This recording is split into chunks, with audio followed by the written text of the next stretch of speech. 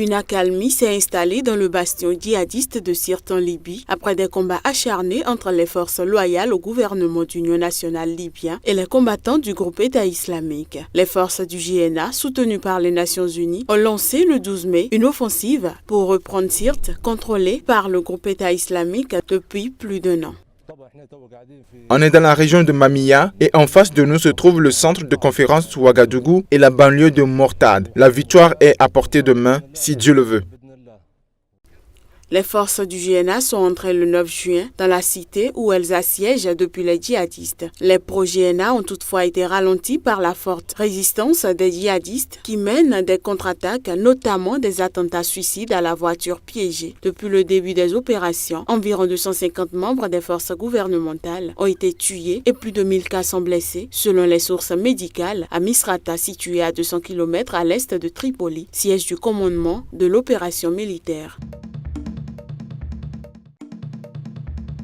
Le Premier ministre tunisien Habib Ezid a annoncé lundi qu'un vote de confiance du Parlement sur le gouvernement devait avoir prochainement lieu, 1 mois et demi après un appel surprise du président à un cabinet d'union nationale. Je me suis mis d'accord avec le président de la République pour accélérer le processus et bien sûr le processus se fera par le biais du Parlement. Cette semaine ou au maximum au début de la semaine prochaine, les mesures nécessaires seront prises et les préparatifs seront faits pour passer à la deuxième étape de l'initiative du président de la République.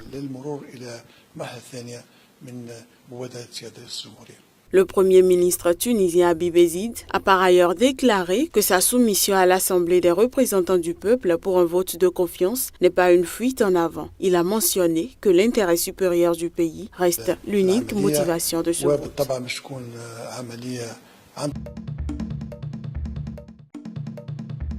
Roger Kungerwa Biongo a hérité d'une tâche ardue. Réconcilier les deux communautés rivales de Buleza dans l'est de la République démocratique du Congo. À 73 ans, ce fonctionnaire provincial a été nommé spécialement comme délégué du gouverneur du Nord Kivu, Julien Paluku, dans ce village agricole perché à 1800 mètres d'altitude et aujourd'hui coupé en deux dans un climat de défiance, si ce n'est de haine, entre Kobo et Hutu.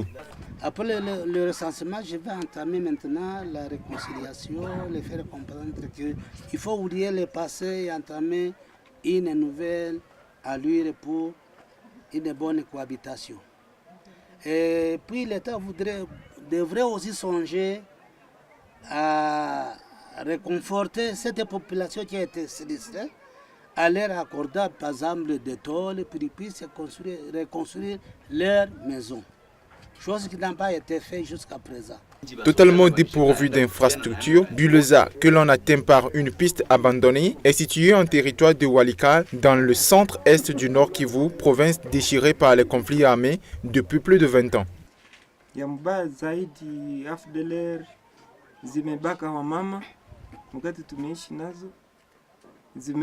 Les FDLR ont violé les femmes ici. Ils ont brûlé nos maisons. Et ces Hutus qui sont là-haut vont dans nos champs pour prendre nos récoltes. Au vu de tout ce qui se passe ici, nous ne savons pas si nous vivons au Rwanda ou au Congo. Si nos autorités sont incapables de résoudre ce problème, qu'ils nous le disent clairement qu'ils ont déjà annexé notre groupement au Rwanda. Parce que c'est l'autorité rwandaise qui a un mot à dire ici.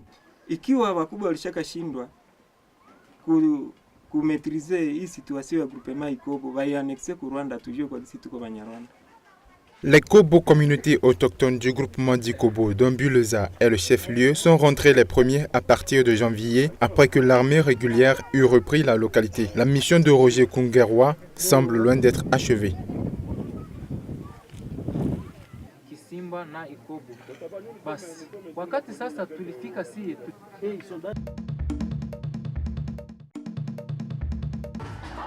C'est devant des milliers de personnes que le nouveau président de Sao Tomé, Evaristo Carvalho, a fêté sa victoire lundi lors d'un show à l'américaine dans ce petit archipel africain d'à peine 200 000 habitants. Carvalho a été élu dimanche dès le premier tour avec 50,1% des voix, surpassant ainsi le président sortant Manuel Pinto da Costa et la troisième candidate Maria Das Neves, qui ont tous deux obtenu 24,8% de suffrages, a annoncé la Commission électorale nationale. Cette victoire du candidat du parti au pouvoir se justifie par son programme de lutte contre la pauvreté qui touche 2/3 de la population.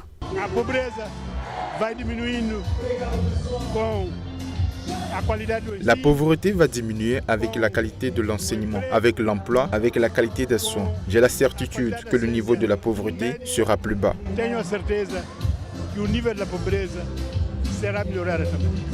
Le Premier ministre Trovoada, ayant porté Evaristo Carvalho au pouvoir, gagne ainsi son pari, mettre fin au partage du pouvoir et gouverner avec un président de son parti, l'Action démocratique indépendante. Le président élu ne compte pas laisser le leader de son parti dans la tâche qui l'attend. Patrice Trovoada est un leader de mon parti dans lequel je suis le vice-leader. Nous nous entendons parfaitement. Nous allons avoir une grande facilité pour nous comprendre et pour dialoguer.